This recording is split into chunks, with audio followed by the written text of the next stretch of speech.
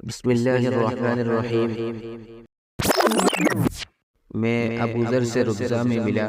وہ ایک جوڑا پہنے ہوئے تھے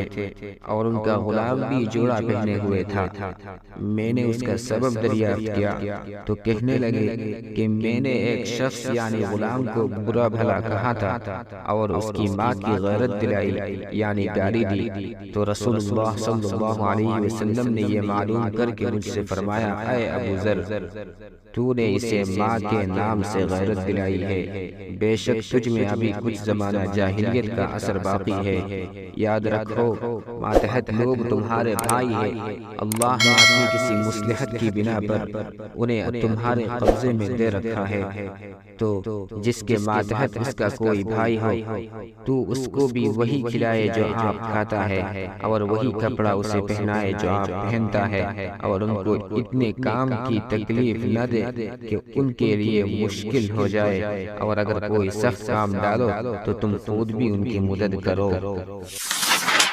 جب سورہ انعام کی یہ آیت اتری، جو لوگ ایمان لائے اور انہوں نے اپنے ایمان میں گناہوں کی آمیزش نہیں کی، تو آپ صلی اللہ علیہ وسلم کے اصحاب نے کہا، یا رسول اللہ، یہ تو بہت ہی مشکل ہے، ہم میں کون ایسا ہے جس نے گناہ نہیں کیا؟ تب اللہ پاک نے سورہ لقمان کی یہ آیت اتاری کہ بے شک شرک بڑا ظلم ہے۔ آپ صلی اللہ علیہ وسلم نے فرمایا، منافق کی علامتیں تین ہیں: جب بات کرے جھوٹ بولے، جب وعدہ کرے اس کے خلاف کرے، اور جب اس کو امین بنایا جائے تو خیانت کرے۔ رسول اللہ صلی اللہ علیہ وسلم نے فرمایا کہ چار عادتیں جس کسی میں ہو تو وہ خالص منافق ہے، اور جس کسی میں ان چاروں میں سے ایک عادت ہو تو وہ بھی نفاق ہی ہے جب تک اسے نہ چھوڑ دے۔ وہ یہ ہے کہ جب اسے امین بنایا جائے تو امانت میں خیانت کرے، اور بات کرتے وقت جھوٹ بولے،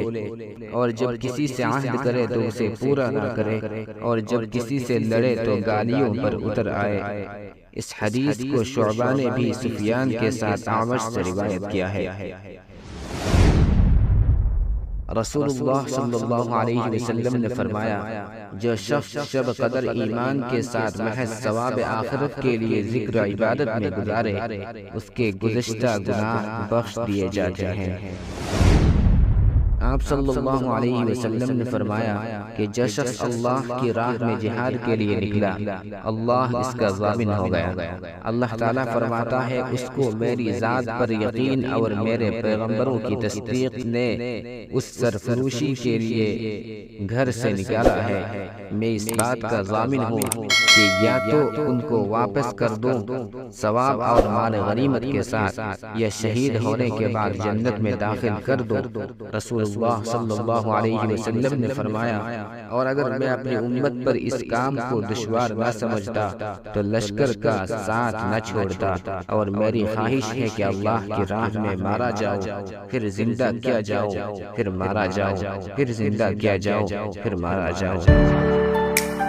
حضرت صلی اللہ علیہ وسلم نے فرمایا، جو کوئی رمضان میں راتوں کو ایمان رکھ کر اور ثواب کے لیے عبادت کرے، اس کے اگلے گناہ بخش دیے جاتے ہیں۔ حضرت صلی اللہ علیہ وسلم نے فرمایا، جس نے رمضان کے روزے ایمان اور خالص نیت کے ساتھ رکھے، اس کے پچھلے گناہ بخش دیے گئے۔ حضرت صلی اللہ علیہ وسلم نے فرمایا،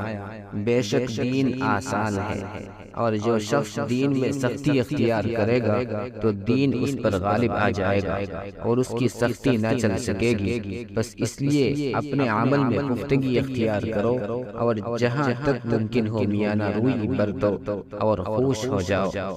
کہ اس طرز عمل سے تم کو دارائن کے فوائد حاصل ہوں گے، اور صبح اور دوپہر اور شام اور کسی قدر رات میں عبادت سے مدد حاصل کرو۔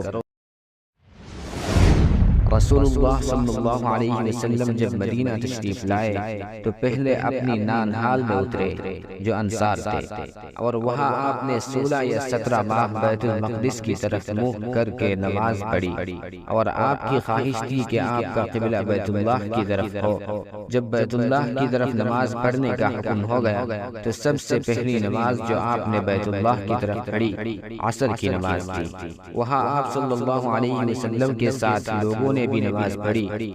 پھر آپ کے ساتھ نماز پڑھنے والوں میں سے ایک آدمی نکلا اور اس کا مسجد بنی حارثہ کی طرف گزر ہوا، تو وہ لوگ رکوع میں تھے۔ وہ بولا کہ میں اللہ کی گواہی دیتا ہوں کہ میں نے رسول اللہ صلی اللہ علیہ وسلم کے ساتھ مکہ کی طرف منہ کر کے نماز پڑھی ہے۔ یہ سن کر وہ لوگ اسی حالت میں بیت اللہ کی طرف گھوم گئے، اور جب رسول اللہ صلی اللہ علیہ وسلم بیت المقدس کی طرف منہ کر کے نماز پڑھا کرتے تھے، یہود اور عیسائی خوش ہوتے تھے، مگر جب آپ صلی اللہ علیہ وسلم نے بیت اللہ کی طرف منہ پھیر لیا تو انہیں یہ امر ناگوار ہوا۔ زہیر ایک راوی کہتے ہیں کہ ہم سے ابو اسحاق نے براء سے یہ حدیث بھی نقل کی ہے کہ قبلہ کی تبدیلی سے پہلے کچھ مسلمان انتقال کر چکے تھے، تو ہمیں یہ معلوم نہ ہو سکا کہ ان کی نمازوں کے بارے میں کیا کہیں۔ تب اللہ نے یہ آیت نازل کی، وَمَا كَانَ اللَّهُ لِيُضِيعَ إِيمَانَكُمْ۔